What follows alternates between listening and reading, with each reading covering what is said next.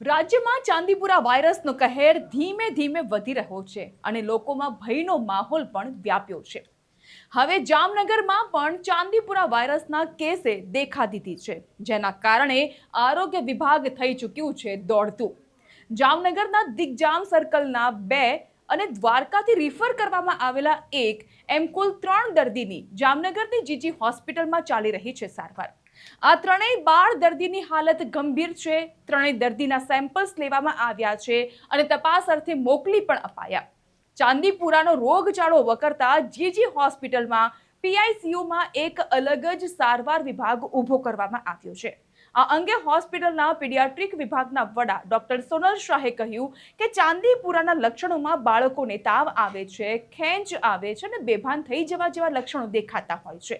મોટા ભાગે ચોમાસા દરમિયાન દર વર્ષે આ રોગચાળો ફાટી નીકળે છે, જેની સામે લોકોએ ગભરાવાની સહેજ પણ જરૂર નથી. ફક્ત સાવચેતી રાખવાની જરૂર છે, કારણ કે સેન્ડ ફ્લાય નામની માખીથી ફેલાતા રોગચાળાના ભરડામાં 15 વર્ષથી નાની વયના બાળકો આવી જતા હોય છે.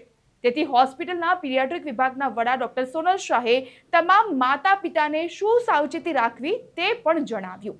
ન્યૂઝ ગુજરાત પણ આપ તમામ વડીલોને વિનંતી કરે છે, તમામ માતા પિતાને વિનંતી કરે છે કે આપ આપની આસપાસના વિસ્તારને સાફ સ્વચ્છ રાખો અને જો કોઈ લક્ષણ કે શારીરિક નબળાઈ લાગે તો તુરંત જ તબીબની સલાહ લો. આ જે સ્થિતિ છે તે લગભગ દર વર્ષે જ્યારે ચોમાસું આવવાનું હોય અથવા ચોમાસું ચાલુ થાય ત્યારે આ નોર્મલ વસ્તુ છે. એના માટે કોઈ પેનિક થવાની કોઈ જરૂર નથી.